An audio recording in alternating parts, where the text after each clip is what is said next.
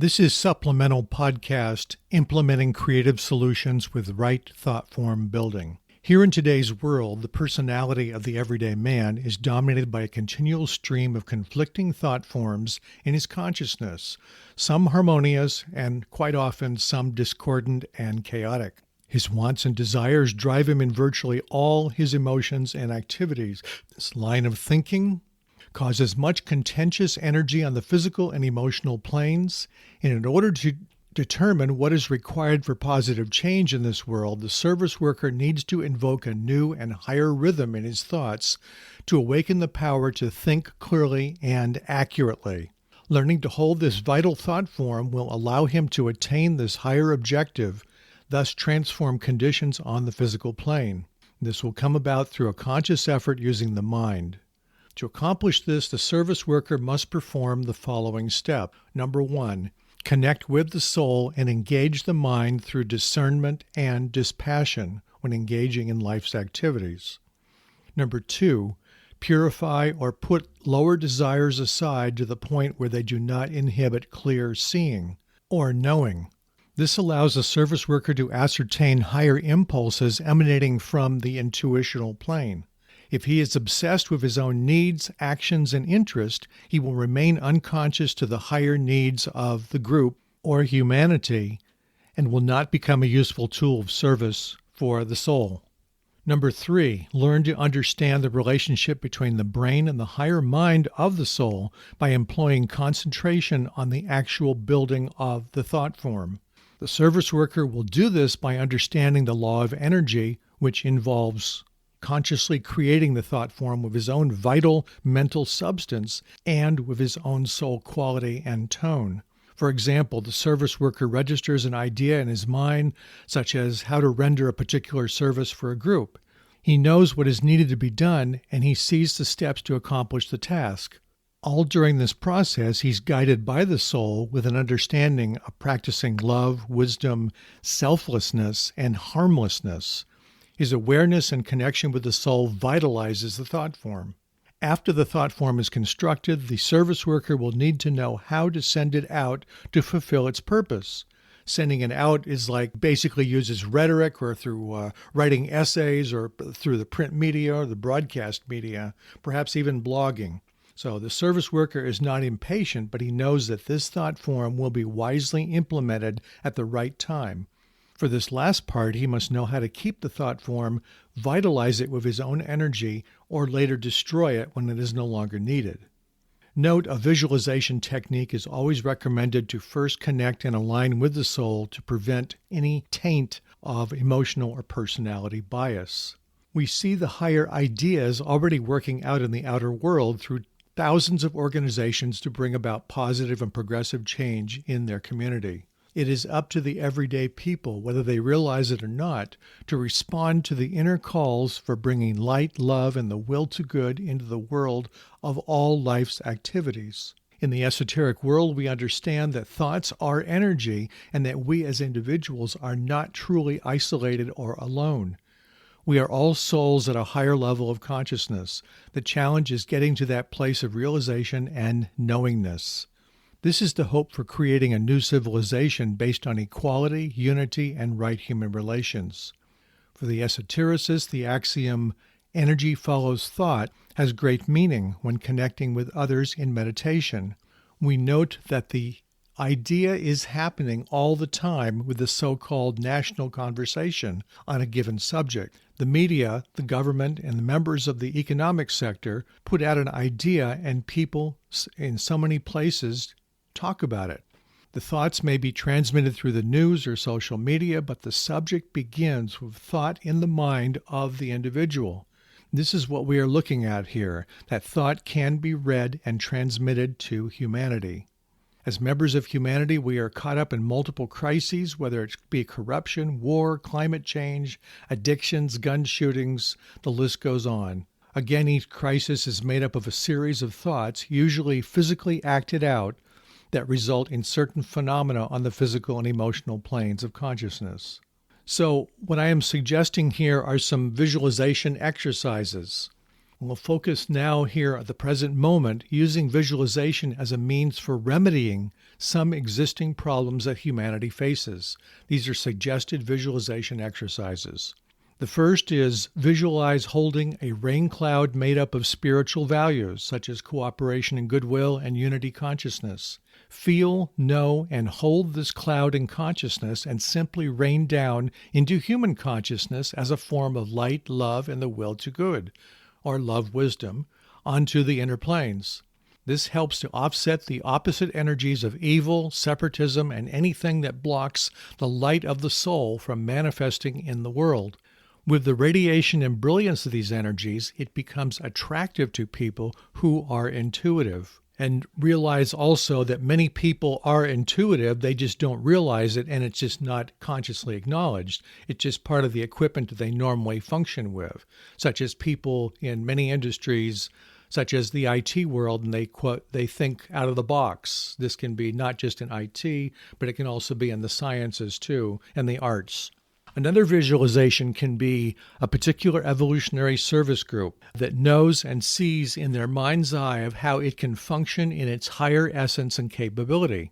As the individual member, they may know the best practices and tools and have a better understanding for implementing its highest essence. Their vision offers a different, higher outcome than what is currently manifesting. And they see it as changing and working out, and through this action, they are influencing the non-local image. This is a concept in quantum physics, non-local image of the group on the inner planes. Another visualization is visualize people in all service groups operating in telepathic rapport and connecting with all groups throughout the world. Again, this is the concept of non-locality working in a quantum field. Visualize them as coordinated and not in isolation. They are working towards implementing the idea of unity and oneness. And visualize them as telepathically connected with each other and creating a powerful network of light surrounding the planet. Therefore, they're sharing thought forms of cooperation and goodwill and understanding. So this thought form is continually being broadcast by these groups or individuals. Another visualization can be focusing on the essence of what the 10 evolutionary service groups are already doing in all existing cultures. Why not help them become their ashramic counterparts? Keep in mind that the ashrams are working with the masters to implement the highest aspect of each one of the evolutionary service groups. And the members of these groups can visualize each other working out with much higher values, such as ethics, accountability, transparency, and integrity in cultures throughout the world. Hold these thought forms for working out the principle of sharing and the reorganization of the churches, for example, or the religious groups, eliminating corruption from politics and establishing a measure of peace. Hold that these are working out in consciousness so others on the inner planes can be attracted to these thought forms and join you in holding and realizing. Another visualization. Visualize a large percentage of humanity having already contained most of their addictions. See millions of people not controlled by addictions or a connection to material objects and their desire nature. For them, there is a birth of the Christ in the heart so that the emotional body is filled with the soul's nature. See milestones achieved and visualize changes in consciousness of members of different service groups, such as in the media, political, and religious groups. This could also be holding a thought form on the inner planes that attracts other service workers who are holding a similar thought form. Light attracts light. Learn while in meditation that you're able to hold in your mind, or focus, steady in the light of the soul. Here you can be open to impression. With the same mindset, contemplate a major issue facing humanity, such as the elimination of gun violence or homelessness. Dwell from a soul level as you contemplate all parties and ideas about this problem. Know that this is a national crisis occurring on the inner planes. Be conscious of the energies, both pro and con, and invoke the energy of the intuition. Allow your mind to become a crucible where the energies of emotion and mental energies, thought forms, are raised up and purified. On another visualization, there's the issue of sexual harassment. Previous administrations in the United States had very different ideas for dealing with this issue. One administration chose to look at it from the justice or legal standpoint, declaring that it was complicated and especially for the victims, namely the women. The other administration took a step further and interpreted the law to say that only violent offenders should be prosecuted. With this in mind, a woman stands very little recourse and therefore will most likely not report any type of inappropriate behavior. In the context of a discussion on the correct practice of right human relations, they are completely missing the point. That is, they should be protecting women and ascertain that people, regardless of gender, are safe everywhere. In a recent report on National Public Radio, they alluded to the idea that young men and women should be educated prior to entering college on right and inappropriate behavior, and this is a positive step. The problem with government response is that some people in authority, including the police and prosecutors, do not see this as a serious problem. In the context of the 10 evolutionary service groups, the challenge here is for the trained observers, people in the broadcast media, the educators and the politicians and the psychologists to come together and educate children and adults and the public about inappropriate or inappropriate physical contact, to include consensual touching such as hugging. In the United States, sex education is taught in private and charter schools from kindergarten forward, although training and curriculum varies widely based on the local school district. For a child trained in this way, he or she would have no fear or intimidation from either gender, and attention would focus on respecting all people with love, kindness, mutual respect, and the value each brings to a world society. The last visualization I'm suggesting is on climate change. In the United States, there are many people in the United States government that cast doubt on climate change being a cause for events where there is great damage as a result of weather conditions, or earthquakes, for example. With potentially cataclysmic storms, hurricanes, tornadoes, heat waves, and torrential rains, any and all scientific data should be shared with the public about the causes, whether man-made or natural. In the current world, the scientific data collected by certain governmental agencies, such as NOAA, NASA, and the CIA, on weather is not fully shared with the public. Virtually every nation acknowledges that climate change is real, and then are taking steps to offset man's damage to the environment. The scientists, the trained observers, that is, people, broadcast journalists, and the politicians need to fully cooperate and collaborate together to inform people instead of being secretive and deceptive. A visualization here could be simply for better accountability, transparency, and be the example for ethical behavior. So let's now talk about moving toward real-world solutions. Considering the vitriol of selfishness, separation, and war which currently dominates the world news, humanity needs to hear new and innovative ideas for giving hope and new direction for civilization. What would a new vision look like if the plan, God's plan, or even parts of it were implemented? There are a number of organizations functioning in what I'm calling spiritual think tanks. They are composed of leading evolutionary thinkers that are pooling their collective knowledge and wisdom. Two such organizations are the Center for Evolutionary Leadership and the Institute for Evolutionary Leadership. As evolutionary thinkers, they acknowledge the challenges facing humanity but have their own inner sense of direction and stand for core values and principles. They are working collaboratively to create the following recommendations for society.